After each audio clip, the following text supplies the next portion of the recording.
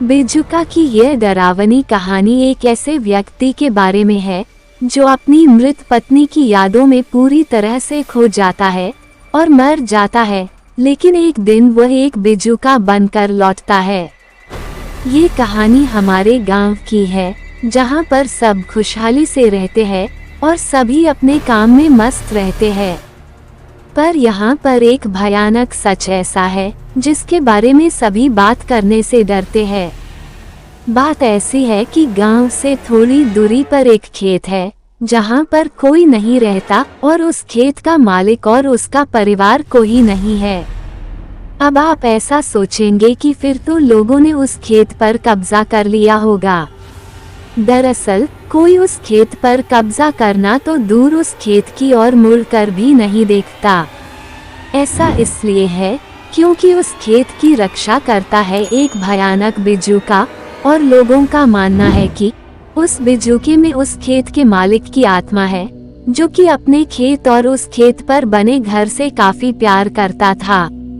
उस आदमी के परिवार में केवल उसकी पत्नी ही थी जिससे वो काफी प्यार करता था, और एक दिन उसकी पत्नी एक लंबी बीमारी के चलते मर गई और वो आदमी अकेला हो गया।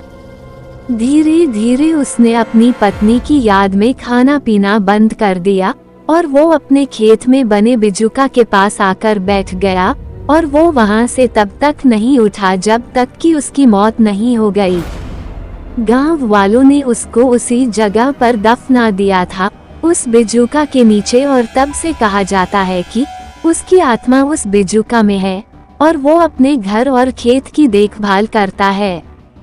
बहुत से लोगों ने रात में उस बेजुका को घूमते देखा है और अपने खेत के चक्कर लगाते देखा है। कोई भी उस खेत में जाने की हिम्मत नहीं करता है, और जिसने भी गलती से उस खेत में पैर रख दिया तो वो बेजुका उसे मार देता है।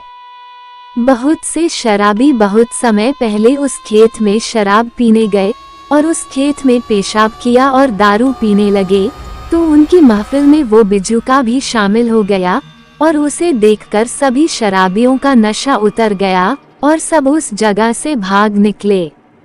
कई बार उस खेत के पास की सड़क से गुजरने पर बहुत से लोगों ने उस बेजुका को उनकी तरफ देखते हुए देखा है। वो बेजुका किसी को कोई नुकसान नहीं पहुंचाता है, और वो तब तक तो नहीं पहुंचाएगा जब तक कि लोग उसके घर और उसके खेत से दूर है। कोई भी आदमी उसके घर के अंदर नहीं गया, और जब उसकी पत्नी मरी तो किसी ने भी नहीं देखा था कि उसकी पत्नी का अंतिम संस्कार कैसे हुआ।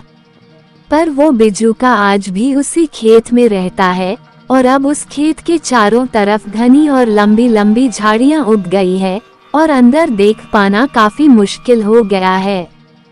उस खेत में कोई पक्षी नहीं जाता है, और वो बेजुका रात भर उस खेत और घर का पहरा देता है।